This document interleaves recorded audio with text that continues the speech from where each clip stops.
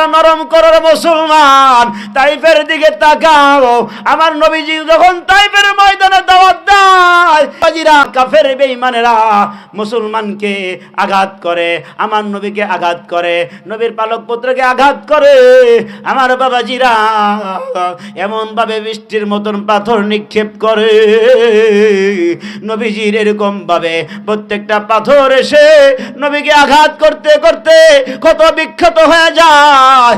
আমার বাবাজিরা আম্মা জান আয়েশা সিদ্দিকা রাদিয়াল্লাহু তাআলা আনহা ডাক দেয়া বলে, ওগো নবীজি, আপনার শরীরে বসন্তর দাগ আসেনি? আপনার শরীরে কালো কালো দাগ, দেখি আপনার শরীরে বুঝি বসন্তর দাগ হয়েছিল, বসন্ত রোগ হয়েছিল। আল্লাহর নবী ডাক দেয়া বলে, ওগো আয়েশা, না না না, আমার শরীরে বসন্তর দাগ হয় না। না আয়েশা, আমি রহমাতুল লিল আলামিন, আমার আল্লাহ আমাকে বসন্ত রোগ দিবে না। ওগো নবীজি, তাহলে জানতে চাই কালো কালো দাগ, বিন্দু বিন্দু দাগ গো নবী, কারণটা কি?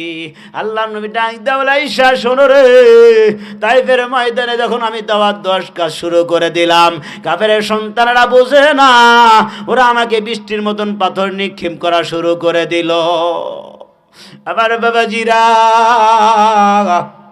আম্মা জান আয়েশা সিদ্দিকা রাদিয়াল্লাহু তাআলা না বলেন, ওগো নবীজি, আপনি তখন কেন বদদোয়া করলেন না?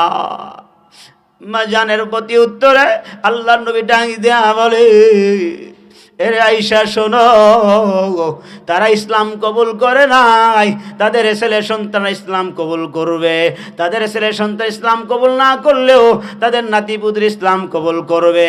এরা এদেরকে যদি ধ্বংস করে দেই, তাহলে আমি ইসলামের দাওয়াত দিব কাদের মাঝে, ঠিক না বেঠি?